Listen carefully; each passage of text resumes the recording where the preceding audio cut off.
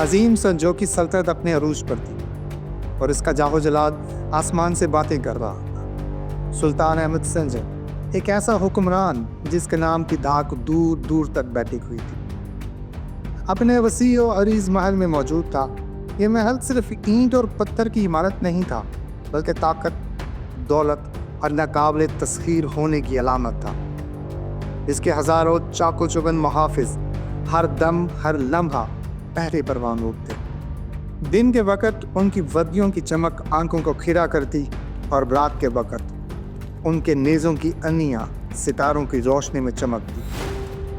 محل کے اندر پرندہ بھی پر نہیں مار سکتا تھا۔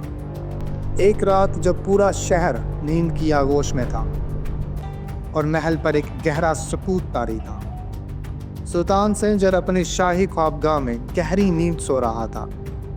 باہر محافظوں کے دستے بدل رہے تھے، مشعلیں جل رہی تھیں اور ہر آنے جانے والے کی کڑی نگرانی ہو رہی تھی، لیکن کسی کو کوئی بھی معمولی آہٹ سنائی نہ دیتی تھی۔ رات خاموشی سے گزر گئی۔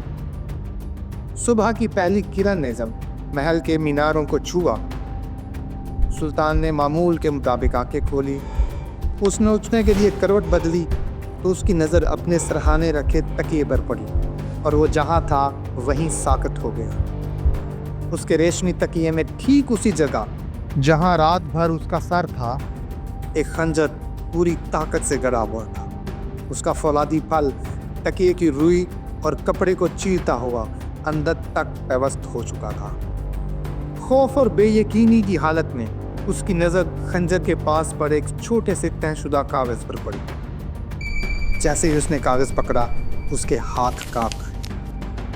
اس نے اسے کھولا۔ اس پر ایک مختصر عبارت لکھی ہوئی تھی: ہم چاہتے تو یہ خنجر اس سخت تکیے کی بجائے تمہارے نرم دل میں بھی پیوست ہو سکتا تھا۔ یہ کس کی ہمت تھی؟ یہ کون تھا غیر مرئی دشمن جو انتہائی محفوظ قلعوں اور محلوں میں بھی پہنچ سکتا تھا؟ وہ کون تھے جانسار جو بغیر کسی خوف کے قتل کرنے اور موت کو محبوب کی طرح گلے لگاتے تھے؟ یہ کہانی ہے ایک ایسی خفیہ تنظیم کی جس نے سیاسی قتل کو ایک فن بنا دیا تھا۔ یہ کہانی ہے تاریخ کے سب سے پراسرار اور خوفناک گروہ جاشین کی، جو آج کی دنیا جنہیں اسیسنز کے نام سے جانتی ہے۔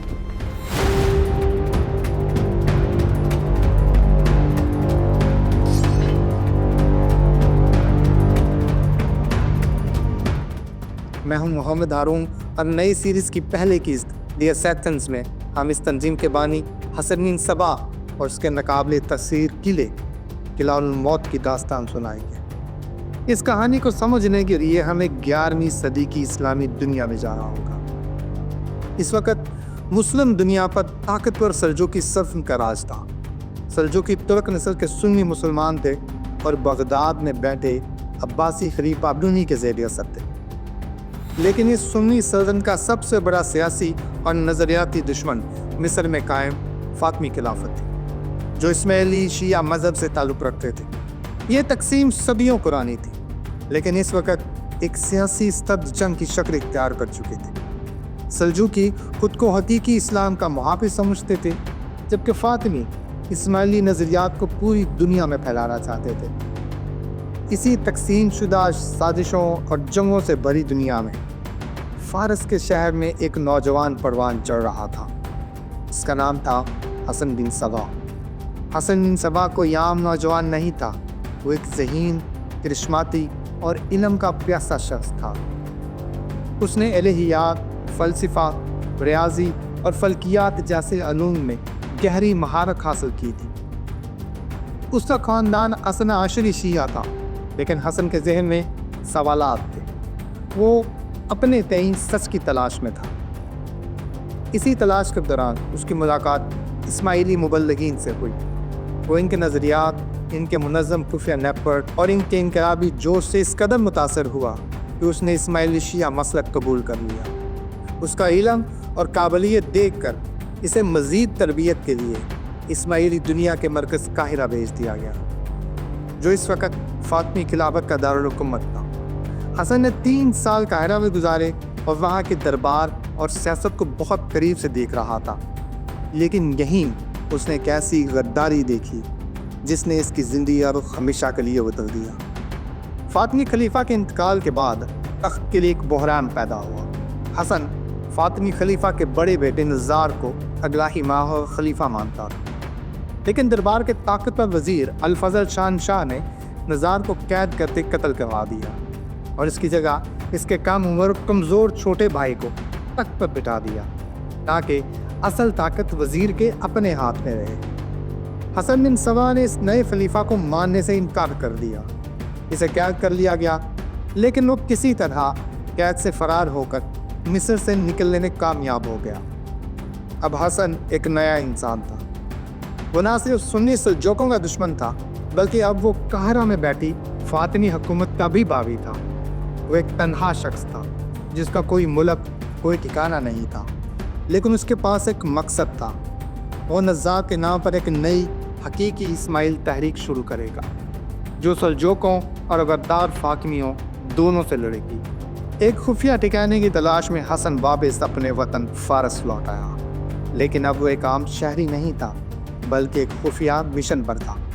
وہ ایک داعی تھا، ایک مبلغ جو گاؤں گاؤں، شہر شہر بھیس بدل کر سفر کرتا اور خفیہ طور پر لوگوں کو اپنے نظاری اسماعیلی نظریے کی طرف راغب کرتا۔ اس نے اگلے کئی سال اسی طرح گزار دیے۔ اس کی ذہانت اور کرشماتی شخصیت کی وجہ سے ہزاروں لوگ اس کے پیروکار بن گئے۔ یہ پیروکار عام لوگ نہیں تھے، یہ فدائی تھے، ایسے جانسات جو اپنے آقا حسن کے ایک اشارے پر اپنی جان قربان کر دینے کے لیے بھی تیار رہتے تھے۔ حسن جانتا تھا کہ وہ اپنی مٹھی بھر فوج کے ساتھ سلجوقیوں کی لاکھوں کی فوج کا کھلے میدان میں مقابلہ نہیں کر سکتا۔ اسے زندہ رہنے کے لیے، اپنی تحریک کو چلانے کے لیے ایک محفوظ پناہ گاہ کی ضرورت تھی، ایک ایسا ناقابل تصحیح قلعہ جو بلند و بالا پہاڑیوں میں چھپا ہو، جہاں سے وہ اپنی نئی قسم کی جنگ لڑ سکے۔ کئی سال کی تلاش کے بعد اس کی نظریں ایران کے شمال میں البرز کے پہاڑوں میں چھپے ایک قلعے پر پڑی۔ اس قلعے کا نام تھا الموت، قلعہ الموت، جو اس نے بغیر خون بہائے فتح کر لیا۔ دوستوں، الموت کا مطلب ہے عقاب کا گھونسلہ، اور یہ قلعہ واقعی ایک عقاب کے گھونسلے کی طرح تھا۔ یہ ایک بہت بڑی اونچی عمودی چٹان پر بنایا گیا تھا، جہاں پہنچنے کے لیے صرف ایک ہی تنگ اور خطرناک رستہ تھا۔ اسے فتح کرنا تقریباً ناممکن سمجھا جاتا تھا۔ حسن بن سبا نے اس قلعے کو فتح کرنے کے لیے فوج یا تلوار کا استعمال نہیں کیا۔ اس نے اپنی سب سے بڑی طاقت استعمال کی، سازش اور ذہانت۔ اس نے ایک طویل اور صبر آزما منصوبہ بنایا۔ کئی مہینوں تک اس نے اپنے دائیوں کو کسانوں، تاجروں اور مزدوروں کے بھیس میں الموت کے آس پاس کی وادیوں میں بھیجنا شروع کر دیا۔ انہوں نے وہاں کے مقامی لوگوں سے دوستیاں کی اور آہستہ آہستہ اپنے نظاری عقیدے میں شامل کرتے گئے۔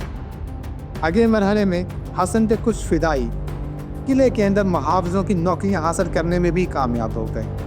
اب قلعے کا کنٹرول باہر سے بھی اور اندر سے بھی حسن کے ہاتھ میں آ رہا تھا۔ آخرکار 4 ستمبر 1090 یعنی 4 سپٹمبر 1090 کو حسن بن سبا خود ایک استاد کے بیس میں قلعے میں داخل ہونے میں کامیاب ہو گیا۔ وہ کچھ عرصے تک خفیہ طور پر وہاں رہا۔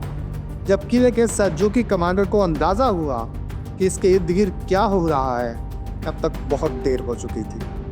قلعے کے زیادہ تر محافظ اور آس پاس کی پوری آبادی خفیہ طور پر حسن کی بیعت کر چکی تھی۔ ایک رات حسن بن سبا قلعے کے کمانڈر کے سامنے خود ظاہر ہوا۔ کمانڈر نے جب دیکھا کہ وہ اپنے ہی قلعوں میں دشمنوں سے گھرا ہوا ہے تو اس کے آس پاس ہتھیار ڈالنے کے سوا کوئی چارہ نہیں تھا۔ حسن نے اس قلعے پر بغیر ایک قطرہ خون بہائے قبضہ کر لیا تھا۔ اس نے کمانڈر کو 3000 سونے کے دینار دیے اور اسے عزت کے ساتھ قلعہ چھوڑ جانے کی اجازت دی۔ اب الموت کا ناقابل تسخیر قلعہ حسن بن سبا تھا۔ اب وہ ایک دائی نہیں بلکہ ایک ریاست کا حکمران تھا۔ اس کے پیروکار اسے سیدنا یعنی ہمارے آقا کہنے لگے۔ اب وہ پہلا پہاڑ کا بوڑھا یعنی the man of Myrburn یا اسے فارسی میں پیر کوہستان کہا جانے لگا۔ اس کے پاس ایک ناقابل تذکیر قلعہ تھا اور چند ہزار جنونی جانسار. اس کے چاروں طرف سلجوقی سلطنت کی بے پناہ طاقت تھی. وہ جانتا تھا کہ وہ ایک روایتی جنگ نہیں جیت سکتا، تو اس نے اپنے دشمنوں کے خلاف وہ کون سا خطرناک ہتھیار استعمال کیا جس نے صدیوں تک بادشاہوں اور سلطانوں کی نیندیں حرام کر دی. اس نے اپنے فدائیوں کو دنیا کے سب سے ماہر قاتل بنانے کے لیے کیسی تربیت دی. اسے افسانوی جنت کے باغوں اور حشیش پلا کر فدائیوں کو بہکانے کے پیچھے کیا کہانیاں ہیں، یہ سب ہم آپ کو دکھائیں گے حشاشین یعنی اسیسنز کی دوسری قسط میں. آپ کو یہ قسط کیسی لگی ہمیں نیچے کمنٹس میں ضرور بتائیں. مزید ایسی تاریخی کہانیاں جاننے کے لیے ہمارے چینل کو لائک کریں، شیئر کریں اور سبسکرائب کریں. شکریہ.